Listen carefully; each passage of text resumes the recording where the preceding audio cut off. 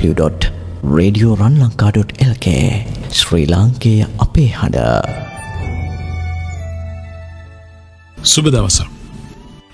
මෙතන සිට පුරා හෝරාවක් දිගහැරෙන රන් පිළිසඳර මෙහෙවන මම ඕස්ට්‍රේලියාවේ සිට ප්‍රියංග ප්‍රේමරත්න. රේඩියෝ රන් ලංකා ගෙනෙන මෙම වැඩසටහන් මාලාවේ පරමාර්ථය තමයි ශ්‍රී ලංකාව තුලත් විදේශගතවත් ජීවත් වන ශ්‍රී ලාංකිකයන් සමග සාකච්ඡා සිදු කරමින් ඔවුන්ගේ ජීවිතයේ ලැබූ අත්දැකීම් එවැගේම ඔවුන්ගේ සාර්ථකත්වයන් පිළිබඳව ඔබට අවබෝධයක් ලබා දීම. මෙම අත්දැකීම් ඔබේ ජීවිතයට එකතු කර ගැනීම මගින් ඔබට යම් මඟ පෙන්වීමක් දිරියක් ලබා ගැනීමට අවස්ථාවක් ඇති කිරීම තමයි රන් පිළිසඳර මගින් බලාපොරොත්තු වන අරමුණ.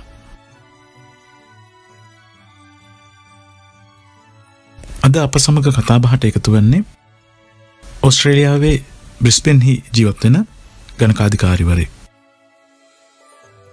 ඔහු නමින් වජිර ජයසූරිය. ඔහු ප්‍රධාන වශයෙන් ව්‍යවහාරික ගිණුම් කටයුතු සම්බන්ධව කටයුතු කරනවා. අයිබෝන් කියලා ඔබ අද රන් පිළිසඳරට පිළිගන්නවා. ඔබ පිළිබඳව කෙටි හැඳින්වීමක් සමගින්ම අපි අද වැඩසටහනට සම්බන්ධ වෙමු. අයිබෝන්, මගේ නම වජිර ජයසූරිය. මගේ බිරිඳ ගිහානි, මට දරුවෝ දෙදෙනෙක් ඉන්නවා. අපි බ්‍රිස්බේන් වල තමයි ජීවත් වෙන්නේ. 2006 තමයි අපි ඕස්ට්‍රේලියාවට එන්නේ.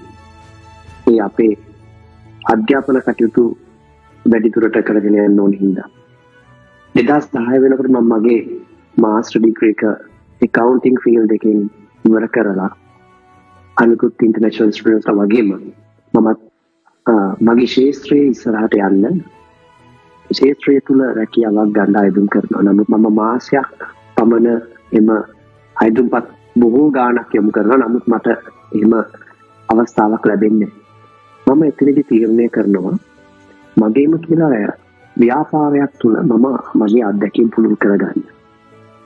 අවුරුදු දෙකක් තිස්සේ මම ඒ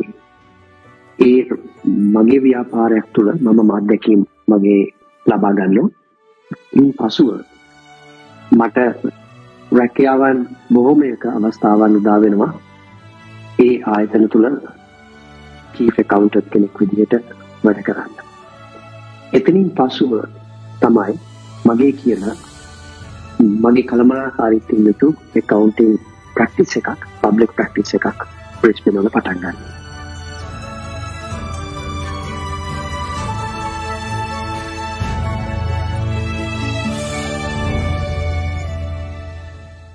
ඔබ අද වෙන විට ඕස්ට්‍රේලියාවේ ගණකාධිකාරිවරයෙක් ලෙස කටයුතු කරනවා.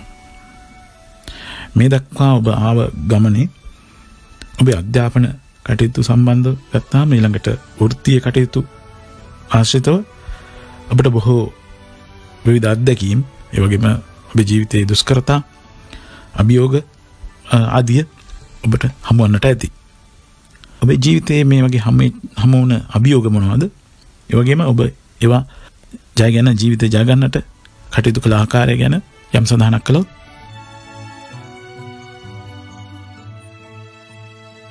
ප්‍රියංග, මම හිතනවා ඉන්ටර්නැෂනල් ස්ටුඩන්ට් කෙනෙක් විදිහට මෙහෙට එන හැමෝම විවිධ බාධාවන්, දුෂ්කරතාවයන් වලට මුහුණ දෙන්න සිද්ධ වෙනවා, මුහුණ දීලා තියෙනවා. ඒ වගේම තමයි අපි මෙහෙට අපි එනකොට අපි දන්න අඳුරන යාළුවෝ ඥාතීන් කිසිම දෙනෙක් හිටියේ නැහැ. අපිට අපේම දේවල් අපිට තනියෙන්ම ගොඩනගා ගන්න උනා. මේක අපේ ජීවිතයේ අලුත් පරිච්ඡේදයක්. ඉතින් අපි මුල ඉඳලා බිඳුවේ ඉඳලා තමයි ගොඩනගෙන්න උනේ. ඒ තුල විවිධ දුෂ්කරතා තිබ්බා. අපිට රැකියාවන් අහිමි වෙනවා, රැකියාවන් හම්බෙනවා. ඊට පස්සේ අපි ඒ තුල අධ්‍යාපන කටයුතු අතර කරගන්න ඕනේ. අත්දැකීම් නැති හින්දා හොඳ තමන්ගේ ශාස්ත්‍රීය රැකියාවන් වලට යන්න බැරි වෙනවා. ඒ වගේ සර්කල් එක හැමෝම යන විදිහටම තමයි අපිටත් යන්න ඕනේ. නමුත් අපේ මම එක දෙයක් තීරෝම හිටියා. ඒ තමයි මගේ ශාස්ත්‍රයේ මම අයින් වෙන්නේ ඒ accounting field එක තුලම මගේ අත්දැකීම් මම ලබාගෙන එයින් මගේ දැනුම ඉස්සරහට ගෙනියනවා. ඒ තුල මම රැකියාවක නියදෙනවා කියලා. මම හිතන්නේ ඒක තමයි මට කෙටියෙන්ම කියන්න තියෙන දේ මේ වෙලාවේ.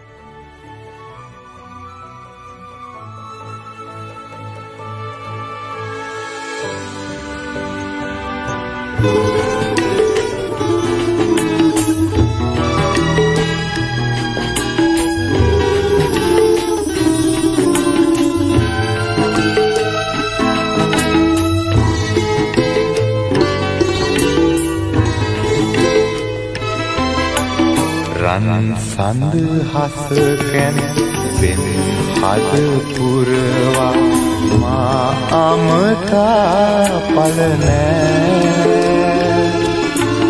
මල් මද දිස උනි ඔය රජ සුව සැප පින් මද මතකිනි නෑ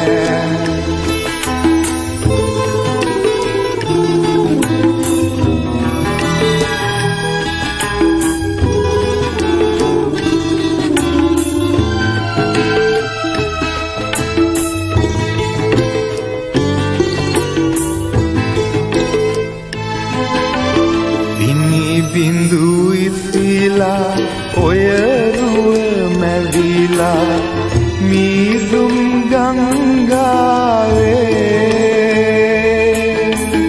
ඒ රුව සොයලා අහසට නැගලා කඳු වැටි අන්තානේ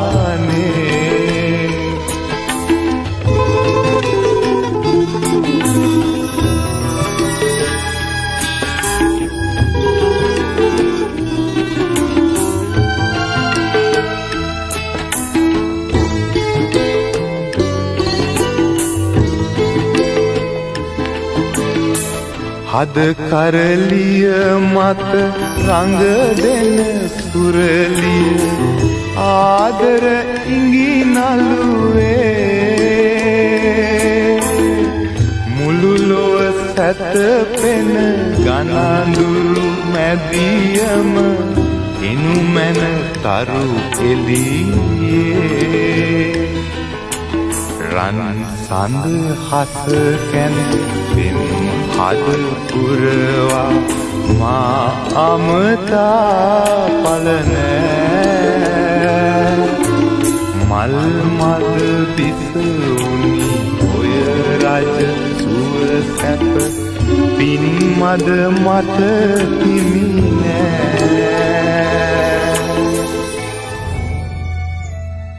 ඒ වගේම ඔබ අද වෙන විට මේ ගණකාධිකරණ ශාස්ත්‍රයේ මේ වෘත්තීය කටයුතු වලදී ඕස්ට්‍රේලියාවේ ජීවත් වන ශ්‍රී ලාංකීය ප්‍රජාවට සිදු කරන සේවාවන් මොනවද කියලා යම් සඳහනක් කරන්න පුළුවන්ද?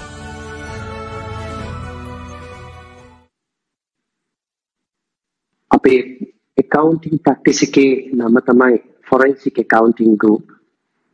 අනිකුත් accounting practices වගේම අපිත් business, accounting, taxation and financing යන ඒරියා වල මේ ශාස්ත්‍රයන් වල අපි අපේ සේවාව ලබා දෙනවා. මේක මම කියන්නෝනේ අපේ ස්පෙෂලායිස් ඒරියා එක තමයි tax planning. taxpayers තුන් දෙනෙක් ගත්තොත් ඕස්ට්‍රේලියාවේ අපි දැකලා තියෙනවා තුන් දෙනාකින් එක්කෙනෙක් හැම වෙලාවෙම වැඩිපුර tax ගෙවනවා. වැඩිපුර tax ගෙවනවා කියලා කියන්නේ අදාළ ප්‍රමාණයට වඩා ප්‍රමාණයක් ඔවුන් tax ගෙවනවා ඔවුන්ගේ tax calculations වල තියෙන ගැටලු නිසා. අපි අපේ සේවයෙන් බලාපොරොත්තු වෙන්නේ මෙවැනි taxpayers ලගේ නිවැරදි tax assessment එකක් කරන්න. එයාලට උදව් වෙන්න ඒත් එක්කම ඒ second opinion එකක් විදිහට එයාලගේ tax කොයි විදිහටද plan කරගන්න ඕනේ, කොයි වගේ ප්‍රමාණයකින්ද ඔවුන් ගෙවිය යුත්තේ සහ ඔවුන් ගෙවන ප්‍රමාණය නිවැරදි tax ප්‍රමාණයද කියලා සොයා බලන එක තමයි අපේ විශේෂිතම සේවය විදිහට අපි ලබා දෙන්නේ. අපි දැකලා තියෙනවා අපිට අත්දැකීම් තියෙනවා ඒ තුන ඩොලර් සමහර වෙලාවට ලක්ෂයකට වඩා එහාට ගියපු ටැක්ස් සේවිං එකක් සමහර අපේ ටැක්ස් පේයර්ස්ලට ලැබිලා තියෙනවා. මේ නියමාකාර විදිහට ඔවුන්ගේ ටැක්ස් ඇසෙස්මන්ට් එක ඔවුන්ට කරගන්න පුළුවන් වෙච්ච නිසා.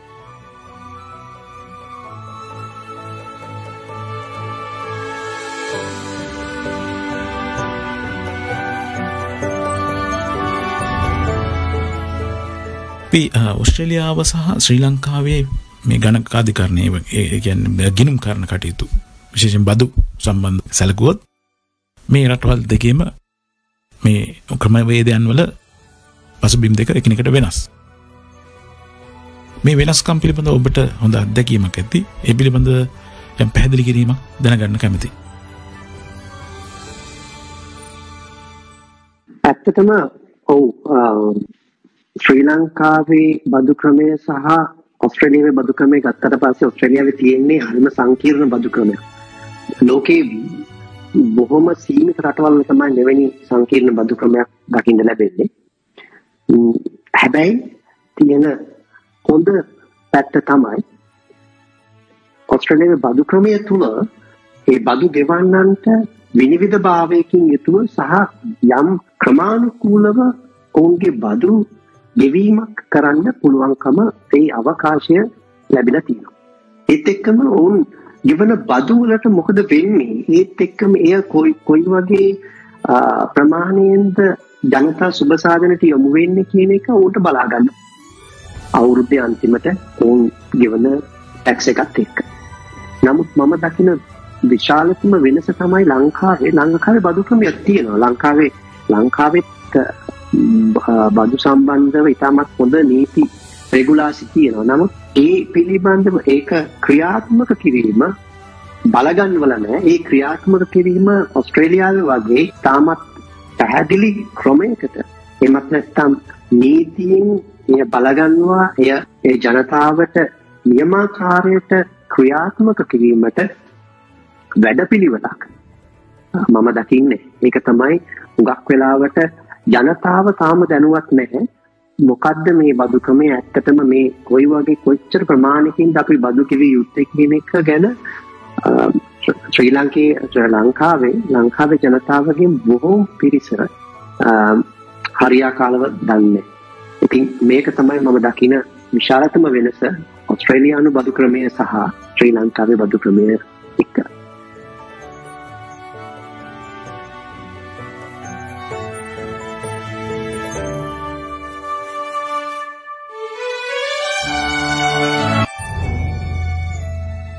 ඔස්ට්‍රේලියාවේ ජීවත් වෙන ශ්‍රී ලාංකික ප්‍රජාව සඳහා මේ රටේ පවතින බදු ක්‍රමය සම්බන්ධව දැනුවත් කිරීම, ඒ වගේම බදු උපදේශන කටයුතු ඒ සඳහා ඔබ කටයුතු කරන්නේ මොන වගේ ආකාරයෙන්ද?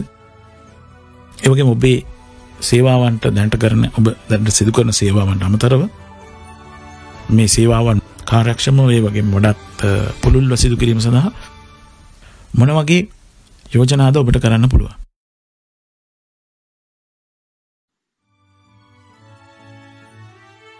ඇත්තටම ඔස්ට්‍රේලියාවේ ටැක්ස් ඔෆිස් එක තුලිනුත් බොහොමයක් දැනුවත් කිරීම වැඩසටහන්, ඊට පස්සේ ඔවුන්ගේ මාස්පතා එවන විද්‍යුත් ලිපි නිවුස් ලෙටර්ස් ඒත් එක්කම වර්ක්ෂොප්ස් වලින් යාලා හොඳ දැනුමක් ජනතාවට ලබා දෙනවා. ඒත් එක්කම බොහොමයක් accounting practices වලත් ඔවුන්ගේ සේවාව හරහා මේ දැනුවත් කිරීම සහ මේ ජනතාවට යම් සේවයක් සපයනවා. අපගේ accounting practice එකනුත් එහෙමම තමයි. අපිත් එක්ක ශ්‍රී ලාංකිකයන් යම් ප්‍රමාණයක් අපි සමග ගනුදෙනු කරනවා. ඒත් එක්කම ඔවුන්ගේ ව්‍යාපාරවලට සහ ඔවුන්ගේ පුද්ගලික බදු සඳහා අපි අපේ උපරිම සේවාව අපි ලබා දෙනවා. නමුත් මම මෙතනදි කියන්න ඕනේ ප්‍රියංග, පුද්ගලිකව මම කැමති මීට වඩා එහාට ගියපු සේවයක් අපගේ ශ්‍රී ලාංකික ප්‍රජාවට, ඔස්ට්‍රේලියාවේ වාසය කරන ශ්‍රී ලාංකික ප්‍රජාවට ලබා දෙන්න. මොකද අත්දැකීම් තුළින් මම දන්නවා බොහොමයක් පිරිස් නියමාකාර බදු ක්‍රමේ තියෙන යම් විශේෂිත කාරණා නොදැන උන් යම් පිටිදී අපහසුතාවයන් වලට පත් වෙනවා.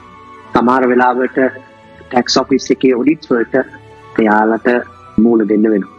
අනිත් පැත්තෙන් ඕන් සමහර වෙලාවට ඉතා වැඩි මම අර මුලින් කිව්වා වගේ ඉතා වැඩි ටැක්ස් ප්‍රමාණයක් අනවශ්‍ය ටැක්ස් ප්‍රමාණයක් ටැක්ස් ඔෆිස් එකට වසර අන්තිමට ගෙවනවා.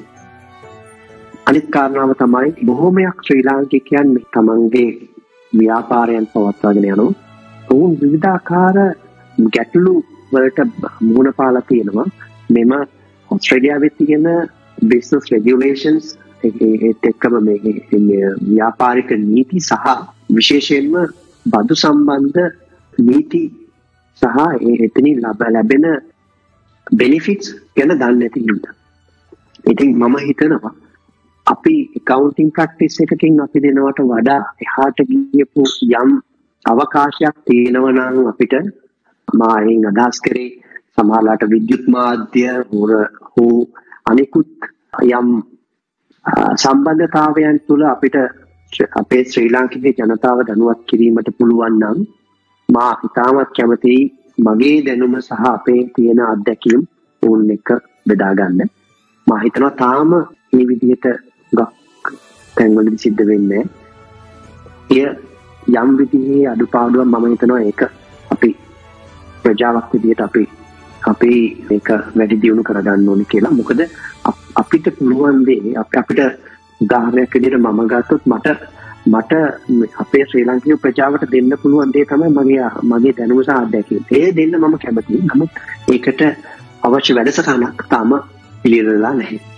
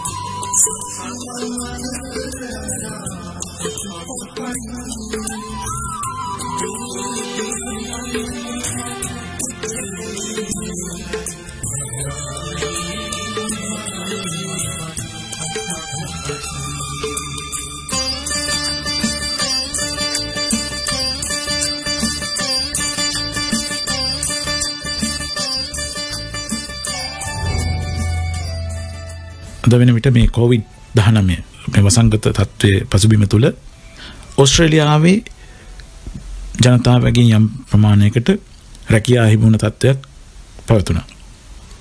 ඒ රැකියා අහිමි පිරිස සඳහා රජය විසින් විවිධ සහන පැකේජයන් ලබා දීමට කටයුතු කළා. ඉතින් මේ සහන පැකේජයන් ගැන යම් පැහැදිලි කිරීමක් බලාපොරොත්තු වෙනවා. ඇත්තටම දැන් ශ්‍රී ලාංකිකයන් විදිහට අපිට අත්දැකීම් දෙකක් තියෙනවා. එකක් තමයි ලංකාවේ මේ COVID-19 ගැටලුව තුළ කොහොමද මොන වගේ සහන පැකේජයන්ද ජනතාවට ලැබුණේ. අනිත් පැත්තෙන් ඕස්ට්‍රේලියානු රජය කොයි විදිහටද මේ සහන පැකේජයන් ලබා දුන්නේ සහ ඒ අරමුණ මොකක්ද කියන එක අපිට සංසන්දනය කරලා බලන්න පුළුවන් මෙතන. මම දන්නවා මෙහි ඉන්න බොහොමයක් ශ්‍රී ලාංකික ජනතාව ඔවුන් දන්නවා දැනට මොන වගේ සහනද ඕස්ට්‍රේලියානු රජය මේ වෙනකොට ලබා දුන්නේ කියලා. මූලිකවම සහන පැකේජයන් 3ක් රජය ලබා දුන්නා. ඒකෙන්ම එම සහන පැකේජයන් තුල එක් පැකේජයක් තමයි රැකියා අහිමි වූ අයට ලබා දෙන ජොබ් සීක පේමන්ට් එක 50%කින් වැඩි කරලා එය ජොබ් එකක් නැති රැකියාවක් නැති අයට ලබා දෙන්න කටයුතු කරා. ඒත් එක්කම විශේෂම කාරණාව තමයි ඔවුන් ලබා දුණු සහන පැකේජ ඔවුන් අරමුණු කරගත්තේ සහ ඔවුන් එය ලබා දුන්නේ ව්‍යාපාර සඳහා. ජොබ් කීපර් කියලා පේමන්ට් එකක් ඔවුන් ලබා දෙනවා. ඒ ලබා දෙන්නේ රැකියා ආයතනයට ලබා දෙනවා ඔවුන්ගේ සේවකයන්ට වැටුප් ගෙවන්න. එතකොට සේවකයන් රැකියාවන් වල නියති රැකියාවන් පවත්වාගෙන ඒ රැකියාවන් වල ඉදිරියටම වැඩ කටයුතු කරගෙන යන්න ඕනේ. නමුත් රජය විසින් සේවක ආයතනය හරහා මේ මුදල ලබා දෙනවා. ඒත් සමගම depreciation වලට ඒත් එක්ක තවත් interest free loans ඒ වගේ පැතිවලුත් රජය ව්‍යාපාර ආයතන වලට උදව් කරා. මා දකින මෙහි ලොකු වෙනසක් තියෙනවා ප්‍රියංක. මොකද ඕස්ට්‍රේලියානු රජය මෙවැනි පැකේජයක් ලබා දෙන්න ඔවුන් අරමුණු කරගත්තේ ජනතාවට නිකන් මුදල් ලබා දීලා ඔවුන් ශ්‍රම බලකායෙන් අයින් කරලා හැමදාම කණ්ඩ දීලා තියාගන්න නෙවෙයි. ඔවුන් බලාපොරොත්තු වුණා ව්‍යාපාර අඩාල වෙන්නේ නැතුව ව්‍යාපාර ඉදිරියට ගෙනියන්න ඒට උදව් කරන්න. ඒත් එක්කම මේ ශ්‍රම බලකාය කිසිම ගැටලුවකින් තොරව තවදුරටත් මෙම ආර්ථික කටයුතු වල නිරත කරන්න. මොකද හේතුව එහෙම වුණේ නැත්නම් ඔවුන්ට මෙම සහනයන් නතර කරන්න බැරි වෙනවා. මොකද ව්‍යාපාර කටයුතු ඇන හිටිලා ආර්ථිකය කඩාගෙන වැටෙනවා. ඊට වඩා බරපතල ප්‍රශ්න වලට ඉදිරියට මුහුණ දෙන්න වෙනවා. මා හිතනවා ඒ වගේ සංකල්පයක් මම දකින්නේ දැනට ලංකාවේ පවතින මේ සහන පැකේජයන් තුල. මා හිතනවා ඇත්තටම මෙහිදී මේ රජයක් විසින් ව්‍යාපාර ආරක්ෂා කරන්න වැඩපිළිවෙලක් තියෙන්න ඕනේ, ලබා දෙන්න ඕනේ. මොකද එහෙම නැති වුණොත් ඉතා විශාල ආර්ථික හානියකට අපිට මුහුණ දෙන්න වෙනවා. ඉතින්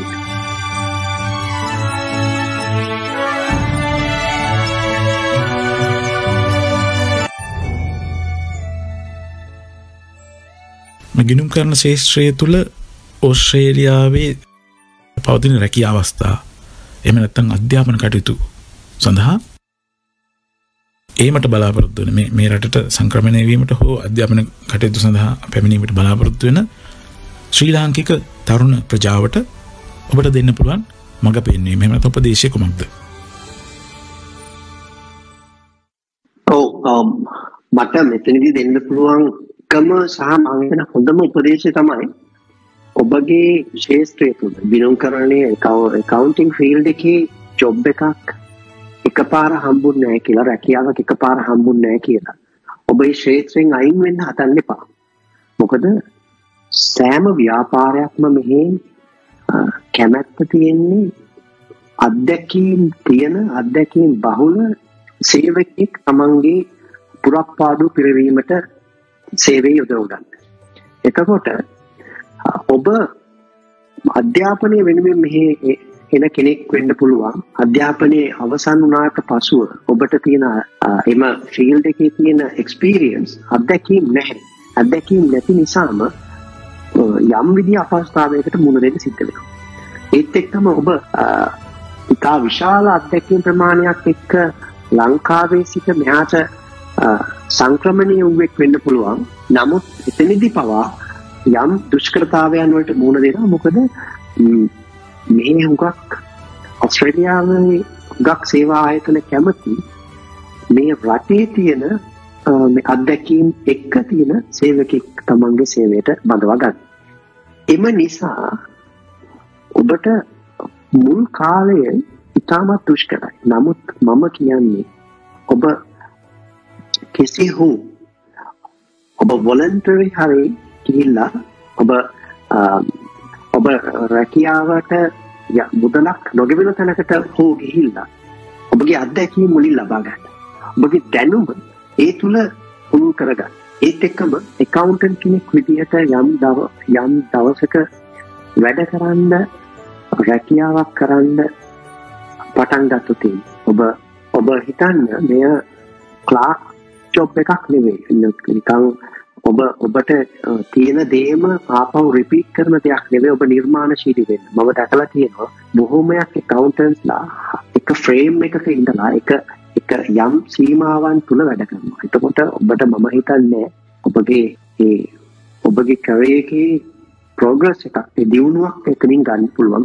ඔබ දියුණුවක් ගන්න නම් අනිවාර්යයෙන්ම ඔබ නිර්මාණශීලී වෙන්න ඕනේ. මේ ගණකාධිකරණ ක්ෂේත්‍රය තුල දැනුම ගන්න, අත්දැකීම් ගන්න, නිර්මාණශීලී වෙන්න ඔබට ඉතා හොඳ රැකියා අවස්ථාවක් ලබා ගන්න අවස්ථාව උදා වෙනවා. accounting field එකට එන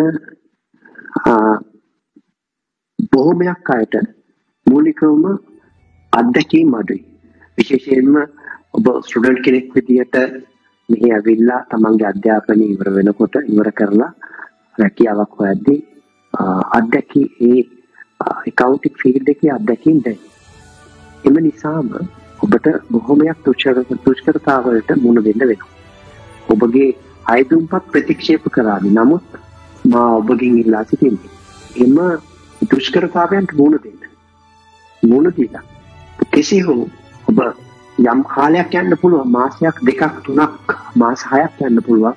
ඔබ ශාස්ත්‍රයේ තුලම ඉතා සුළු හෝ වගකීමක් තියෙන රැකියාවක් ලබා ගන්න.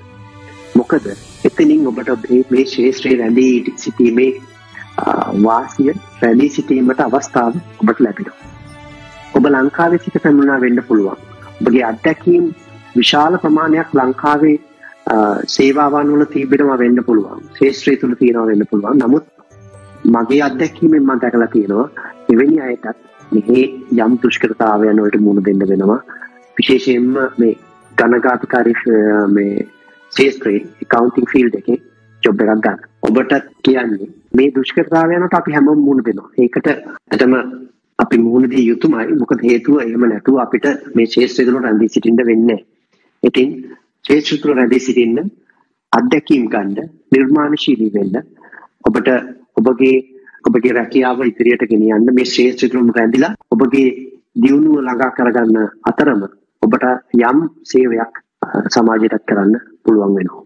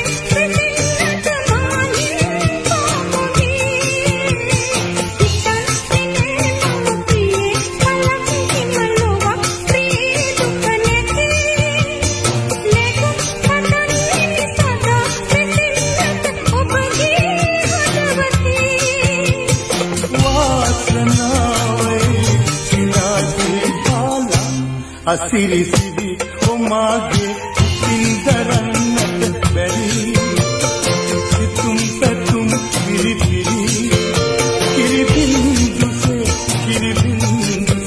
adahalena asiri siri omage indarannat bari situm petum piri piri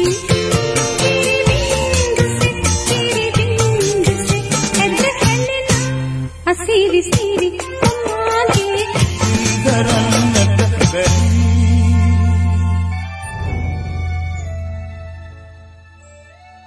ඔස්ට්‍රේලියාව ගත්තහම එහි ඊටාම විධිමත් බදු ක්‍රමයක් පවතිනවා.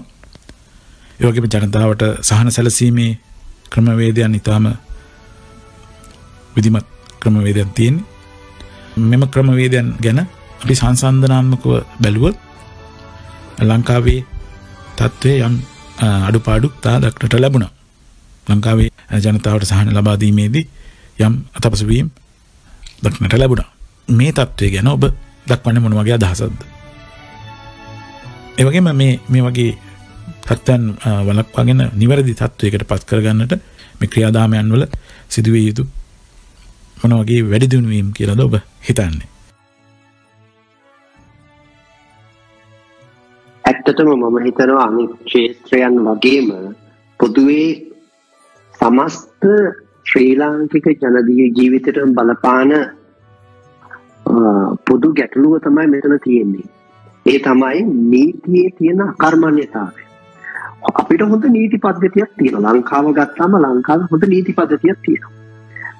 නමුත් යම් හේතුවක් නිසා යම් මේකේ යම් දේශපාලනික සාධක මත මේ නීතිය ක්‍රියාත්මක වීම නියමාකාරව සිදු වෙන්නේ. ඒකේ විනිවිද භාවයක් ජනතාව දකින්නේ. ඉතින් මම හිතනවා මේ බදු වලට තියෙන ප්‍රශ්නෙත් ඔන්න ඕකම තමයි කියලා. හේතුව තමයි මෙහි ඔස්ට්‍රේලියාවේ යම් කෙනෙක් බදු ගෙවුවොත් ඔවුන්ට අවුරුද්ද අවසානයේ ටැක්ස් ඔෆිස් එකෙන් එවන ලියුමේ තියෙනවා කොයි ආකාරයටද ඔබගේ බදු අපි ප්‍රයෝජනයට ගත්තේ. ඒ ට්‍රාන්ස්පරන්සි එකක් තියෙනවා. ඕන කෙනෙකුට ගිහිල්ලා බලන්න පුළුවන් කොච්චර ප්‍රමාණයක් මම බදු ගෙවුවද, ඒ බදු කොයි වගේ ප්‍රමාණයකින්ද මේ රජය සමාජ සුබසාධනයට යොමු කරේ කියලා. නමුත් ලංකාවේ ගත්තට පස්සේ ලංකාවේ එහෙම දෙයක් අපිට පේන්නේ නැහැ. ලංකාවේ කිසිම කෙනෙකුට ගිහිල්ලා මම දන්න තරමට මේ කොයි වගේ සුබසාධනයක්ද වෙන්නේ, කොයි විදිහටද මේ බදු යම් යම් ක්ෂේත්‍රවලට අනියුක්ත කරලා තියෙන්නේ කියලා එහෙම ලොකු අවබෝධයක් ගන්න ක්‍රමයක් නැහැ. අනිත් එක තමයි මිනිස්සුන්ට හැමදාම පේන්නේ නීතිය කඩ කරන, නීතිය ඇස් වහලා එතනින් එහාට තමන්ගේ වෙනමම කැලෑ නීතිය තුල සමානවට වැඩ කරන අත්දැකීම් වල තමයි ඔවුන් ඉන්නේ. එතකොට ඔවුන් ටැක්ස් පිළිබඳව මේ බදු ක්‍රමයේ පිළිබඳවත් හිතන්නේ මේ විදිහට. ඔවුන් හිතනවා මේක හරි කරදරයක්, මේක මේ අපෙන් අනවශ්‍ය විදිහට ගන්න දෙයක් කියන එක තමයි ඔවුන්ගේ ඔළුවේ තියෙන්නේ. නමුත් ඔවුන්ගේ ඔළුවට අපි දෙන්න ඕනේ ඔවුන්ට අපි දිය යුත්තේ මෙය අපි වෙනුවෙන්ම අපි කරන කැපකිරීම. මේ බදු කියන්නේ නැවත වතාවක් සමාජ සුබසාධනය වෙනුවෙන් පොදුවේ හැමෝටම ලැබෙන දෙයක්. සමාජයක්, රටක්, ආර්ථිකයක් විදිහට ගෙනියන්න නම් අපේ පොදු අවශ්‍යතාවයන් සහ සමාජයක් විදිහට පොදුවේ අපි පරිහරණය කරන යම් සේවාවන් අපිට ලබා ගන්න නම් අනිවාර්යෙන් අපි බදු ගෙවන්න ඕනේ. ඉතින් දැනුවත් කිරීම සහ නීතිය සක්‍රියව යොදා ගැනීමට පුළුවන් නම් ලංකාවේ බදු ක්‍රමය මීට වඩා හොඳ තැනකට ගේන්න පුළුවන්.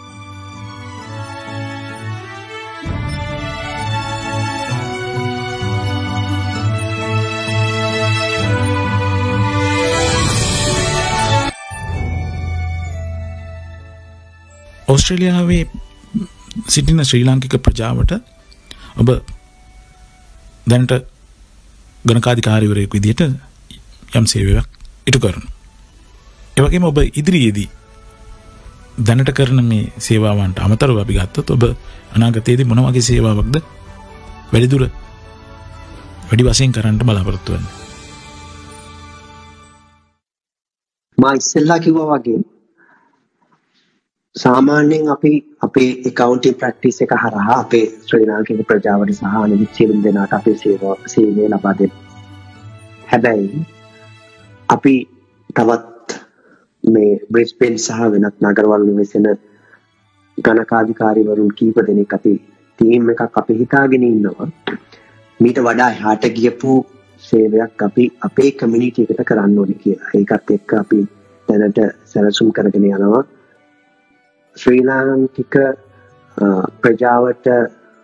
ප්‍රජාව තුළ ව්‍යාපාර කටයුතු කරන අපේ ව්‍යාපාරික මහතුන්ට විශේෂයෙන්ම ඔවුන්ගේ එදිනදා ව්‍යාපාරවලට උදව් උපකාර වෙන විදිහේ මාසික හෝ මාස 3කට සැරයක් ඔවුන්ට අවශ්‍ය දැනුම සහ ඒ අවශ්‍ය නීතිමය වටපිටාව පැහැදිලි කරන්න ප්‍රජා වැඩසටහන් කීපයක්ම අපි දැන් ලෑස්ති කරගෙන යනවා.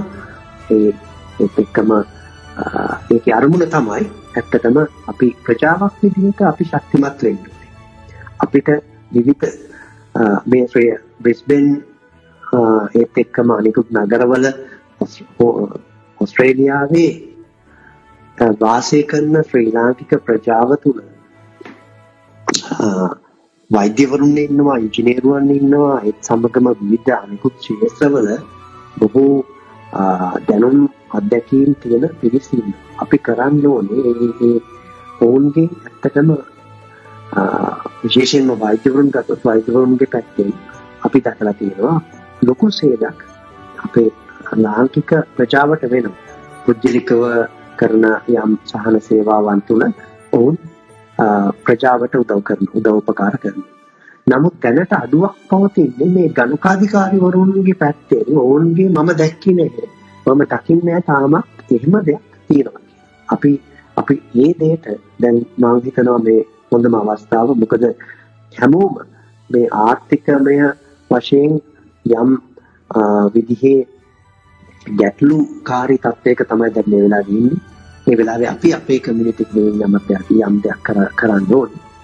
අපි මේ වෙනුවෙන් තමයි අපි වැඩසටහන් කීපයක්ම සැලසුම් කරලා තියෙන්නේ. ඒ අතර මම හිතනවා මෙවැනි විද්‍යුත් මාධ්‍ය සහ මෙවැනි විද්‍යුත් රේඩියෝ ඒත් එක්කම අපේ තියෙන නිවුස් පේපර්ස් වල අපිට අපි එවැනි ආයතනවලුත් අපි මේ වෙලාවේ උදව් අපි ඉල්ලනවා. මොකද අපිට ඒ හරහා අපේ ශ්‍රී ලාංකික ප්‍රජාවට සමීප වෙන්න පුළුවන්. ඒත් එක්කම අපේ සේවය, අපේ දැනුම, අපේ අත්දැකීම් එයාලට ඒ හරහා ලබා දෙන්න පුළුවන් ප්‍රජා සත්කාරයක් විදිහට.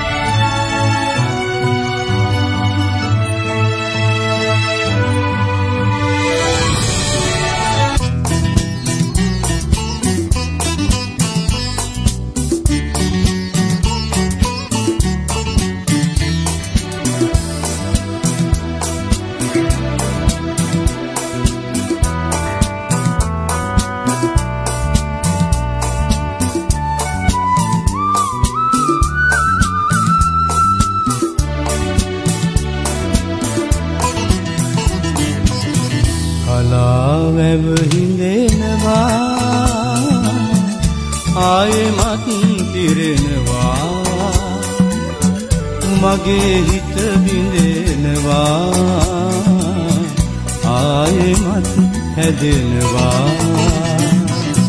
කලාවැව හිඳෙනවා ආයෙමත් පිරෙනවා මගේ හිත බිඳෙනවා ආයෙමත් හැදෙනවා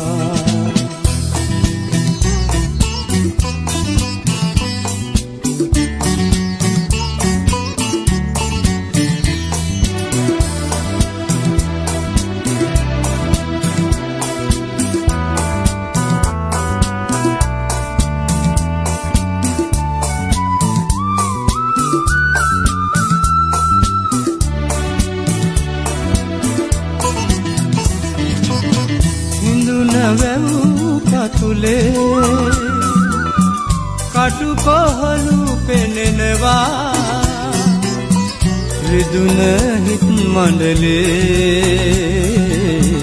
සෝසුසුම් දැවෙනවා කලාවැව හිඳෙනවා ආයෙමත් පිරෙනවා මගේ හිත විඳෙනවා ආයෙමත් හැදෙනවා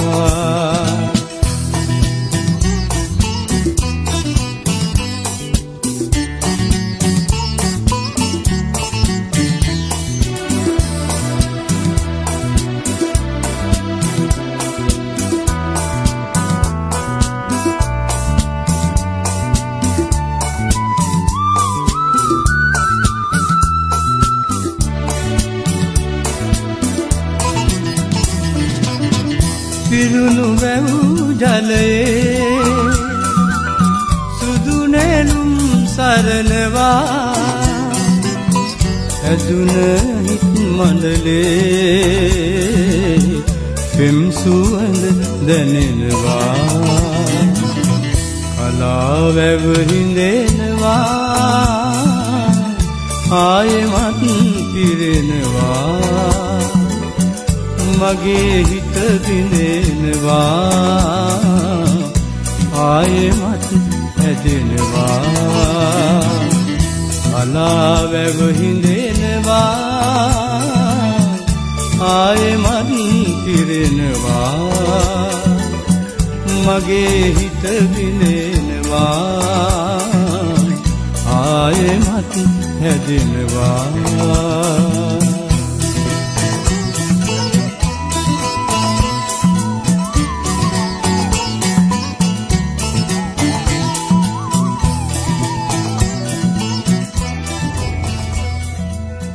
විශේෂ අදාළ කරුණු වලින් බැහැර වෙලා අපි කතා කරොත් ඔබේ විනෝදාංශ ගැන මොන වගේ විනෝදාංශද ඔබ සාමාන්‍යයෙන් ඔබේ විවේක කාලයට තෝරාගෙන තියෙන්නේ? ඒ වගේම ඔබ අද තෝරාගත්ත ගීත ගැනත් ඔබේ යම් අදහසක් ඇති ඉදිරිපත් කරන්නට ඔබ ඒ තෝරාගන්නට හේතුව ඔබට සුවිශේෂ ඇයි කියන එක පෙරත් ඔබට යම් අදහසක් ඇති මේ මොහොතේ සඳහන් කරන්න. මගේ විවේක කාලය තුල බොහෝ වෙලාවට අපි කරන්නේ සින්දු අහන එක. ලංකාවේ සහ විවිධ ස්ථානවල ලෝකයේ විවිධ ස්ථානවල පටිගත කරපු දැනට ඉන්ටර්නෙට් එකේ තියෙන හුඟක් වැඩසටහන් අපි නරඹනවා. ඇත්තටම අපේ බොහොමයක් විවේක කාලය තුල කරන්නේ සින්දු අහන එක තමයි. ඊට අමතරව යාළුවන් එක්ක විනෝද වෙනවා, ක්‍රීඩා කටයුතු වලත් නිරත වෙනවා.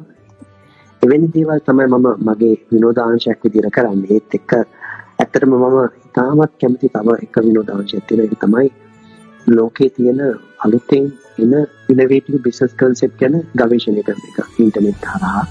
මම ඇත්තටම එකෙන් ලොකු ආස්වාදයක් ලැබුණා. මොකද ඒක මට සමානලාවට එක විනෝදාංශයක්ද කියන එක මට කියන්න අමාරුයි. නමුත් මම මගේ විවේක කාලය තුළ මම ඒකටත් යම් වෙලාවක් කැප කරනවා.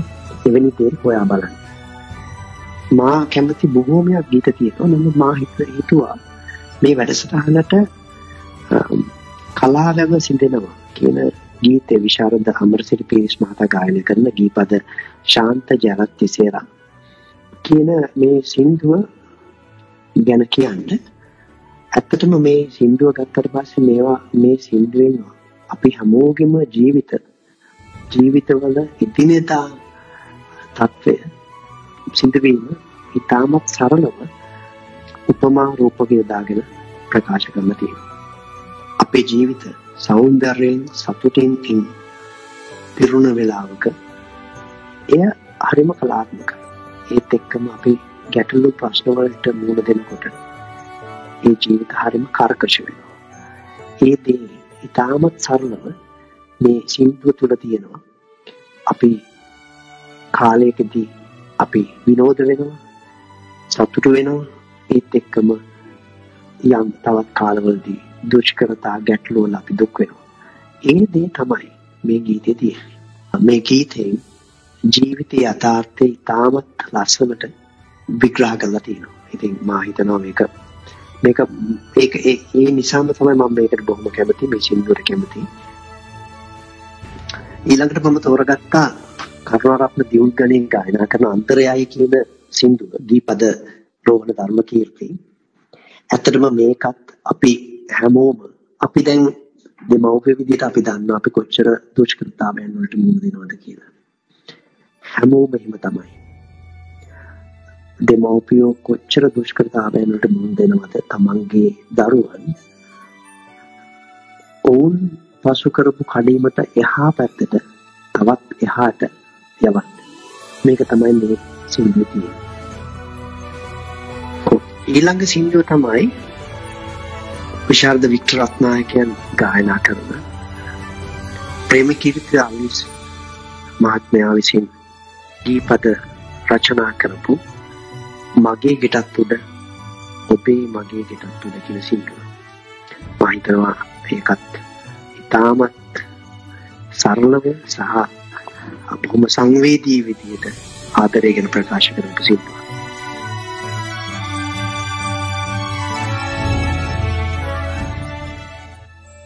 ඔබේ ජීවිතය සාර්ථක කර ගැනීමට ඒ වගේම ඔබේ ජීවිතේ ඔබට අභියෝග වෙන අවස්ථාවලදී ජීවිතේ යම් ශක්තියක් ලබා ගැනීමට ඔබ පිළිපදින ආගම එහෙම නැත්නම් දර්ශනය ඔබට උපකාරී වෙන කරගත්තේ මොන ආකාරයෙන්ද? ඒ ගැන ඔබට කියන්න තියෙන මොන වගේ අදහසක්ද? මගේ ආගම බුද්ධ ආගම. මා ඇත්තටම බුද්ධ දර්ශනයට ඉතාමත් කැමතියි. එය මම බොහෝ වෙලාවට විශ්ලේෂණාත්මකව බලලා තියෙනවා. ඒක කොයි වගේද අපිට අපේ ලෞකික ජීවිතයට ඇඳගන්නේ කියලා. බොහෝ දේවල්, බොහෝ ප්‍රායෝගික කරුණු තියෙනවා බුද්ධ ආගමේ අපිට ගන්න පුළුවන්. බොහොම සරලම දේ තමයි මා මගේ ජීවිතේට බුද්ධ ආගමෙන් ගත්ත. අපි කරන දේම තමයි අපිට නැවත ලැබෙන්නේ. හොඳ දේ හොඳ විදියටත්, නරක දේ නරක විදියටත් ලැබෙනවා. අපි හොඳ දේ කරන තැනින්ම නෙවෙයි. නමුත් කවදා හරි දවසක මොන ක්‍රමයකට හෝ ඒ හොඳ දේ හොඳ විදියට අපේ ජීවිතවලට එනවා. නරක දේත් ඒ විදියටම එනවා. ඉතින් මා හිතනවා බොහෝමයක් ශ්‍රී ලාංකිකයන් බෞද්ධ ආගමිකයන් ඒත් එක්කම අනිකුත් ආගම් වලත් පිරිස් ඉන්නවා. මට ලොකු දැනුමක් නෑ අනිකුත් ආගම් ගැන. නමුත් මා හිතනවා බොහොම ප්‍රායෝගිකව අපිට අත්දැකීමක් ගන්න පුළුවන් සහ අපේ ජීවිතවලට සම්බන්ධ කරගන්න පුළුවන් ආගමක් කියලා බුද්ධ ආගම.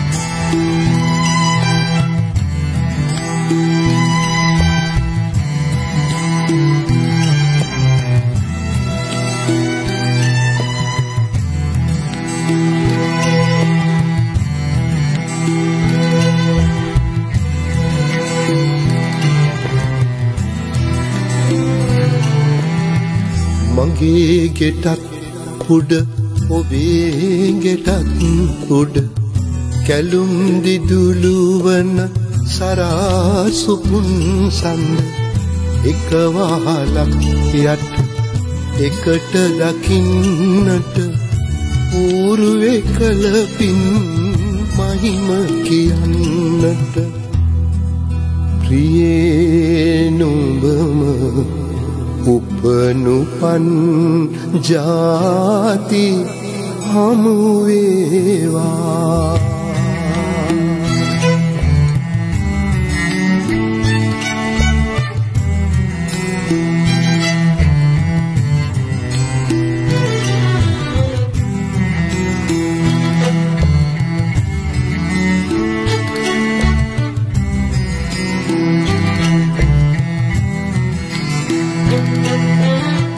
කපුරු ගොඩක් සේ අලුවත් නොරැඳී පැදූ පැතුම් පෙළ දැවී ගියා වූ ජීවිතයට ඔබ අලුතින් එක්වී මා ජීවත් කර සතුට ගෙනා වූ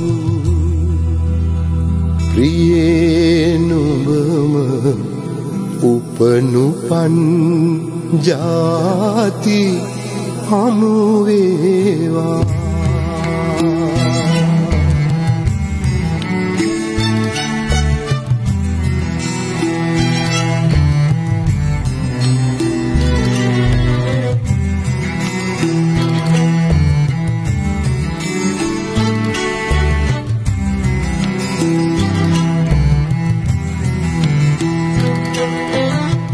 කිලිටි මගේ අත ඔබට සුදුසු නැත.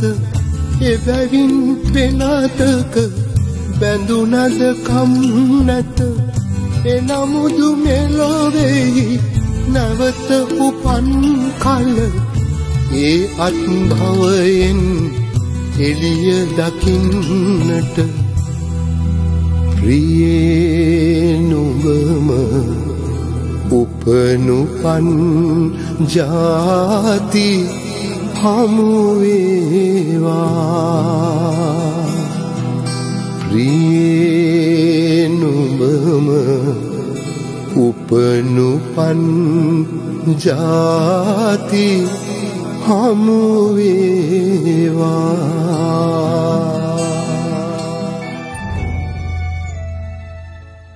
දැන් බොහෝ විදේශගත ශ්‍රී ලාංකිකයන් වගේම ඔබ අනාගතයේදී ශ්‍රී ලංකාවට ඉටු කරන්න බලාපොරොත්තු යම් කිසි සේවාවක් තියෙනවද? දැනටත් ඔබ යම් කිසි සේවාවන් ඔබ සිදු කරමින් සිටිනවා වෙන්න පුළුවන්. මම දැනගන්න කැමතියි ඔබ අනාගතයේදී ඉටු කිරීමට බලාපොරොත්තු වෙන්නේ මොන වගේ සේවාවන්ද කියන එක. මම හැම විටම හිතන දෙයක් තමයි නිදහස් අධ්‍යාපනය ලබාගත් කෙනෙක් විදියට මට ලොකු ණයක් තියෙනවා අපේ ලංකාවට.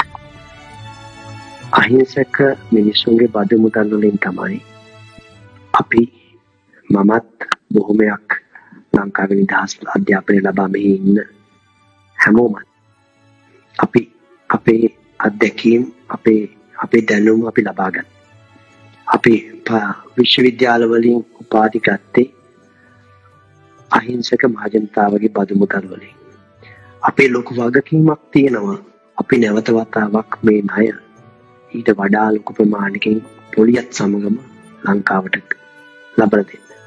මම කියන්නේ මේකෙන් මම අදහස් කරේ මුදල්මය වටිනාකමක් නෙවෙයි, ඊට වඩා එහාට ගියපු අපේ බැඳීමක් තියෙනවා ලංකාවත් එක්ක. මොකද අපිව මේ විදිහට මේ තැනට තියලා තියෙන්නේ ඒ ලංකාවෙන් අපිට ලැබිච්ච දේ හින්දා.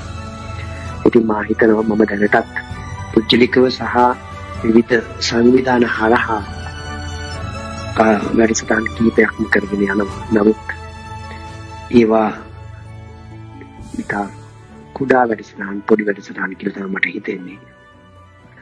යම් අවකාශයක් තිබුණොතින්, යම් අවස්ථාවක් තිබුණොතින් අපිට ශ්‍රී ලාංකිකයන් විදියට ශ්‍රී ලංකාවට සේවයක් කරන්න නිරන්තරයෙන්ම කිසිම පැකිලීමකින් තොරව ඒ වැඩසටහන් සඳහා සහභාගී වෙන්න මම කැමතියි.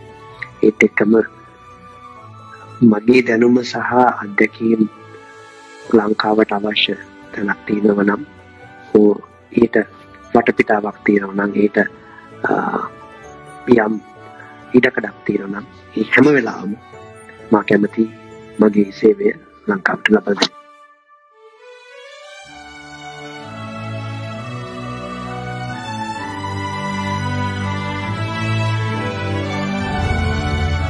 හොඳයි, එහෙනම් අද නියමිත රන් පිළිසඳර සාකච්ඡාව මෙතකින් නිමාටපත් වෙනවා. රේඩියෝ රන් ලංකා Facebook පිටුවට ඔබ ලයික් කරලා අපේ වැඩසටහන් සමග දිගටම රැඳෙන්න කියලා ආරාධනය සිදු කරන ගමන්ම අද වැඩසටහනට සම්බන්ධ වුණු ඕස්ට්‍රේලියාවේ බ්‍රිස්බේන් නුවර ෆොරන්සික් account group හි සමාජික ගණකාධිකාරී වජිර ජයසූරිය මහතාට බෙහෙවින්ම ස්තුතිවන්ත වෙනවා.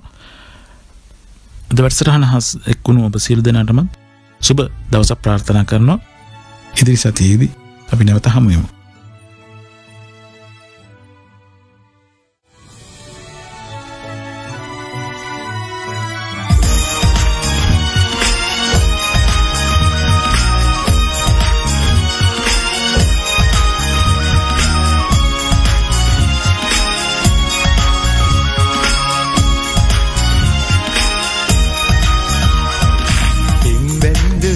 බැන්දනෙත් කැල්මරන් සිහිනසේයා ඉදු දුන්න සේන සෙන රැවටිල්ල ලුහු බඳින මායා බැන්දනෙත් කැල්මරන් සිහිනසේයා ඉදු දුන්න සේන සෙන රැවටිල්ල ලුහු බඳින මායා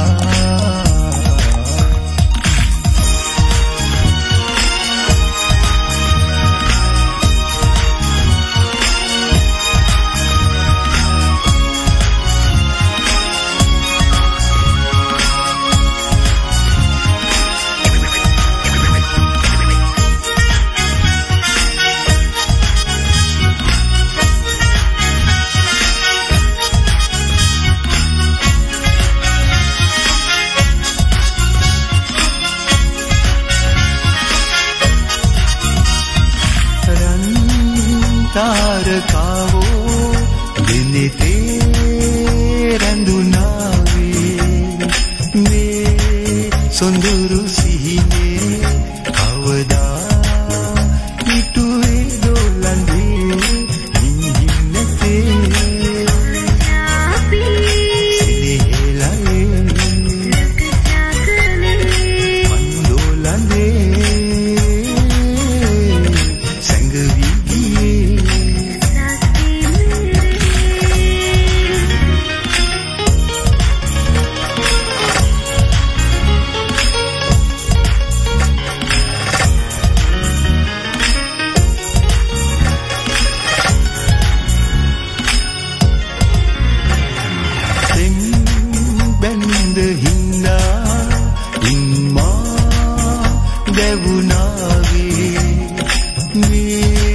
සොඳුරු පියසේ නොඇසේ මිහිරි ගියේ ගුමන් මගේ ඔබ හා බැඳේ පැවතුම් ඔබේ නොදනින් ලන්නේ බැඳ සිත් බැඳනෙත් කල්මරන් සිහිනසේ සේනසෙන රැවටිල්ල රූබදින මායා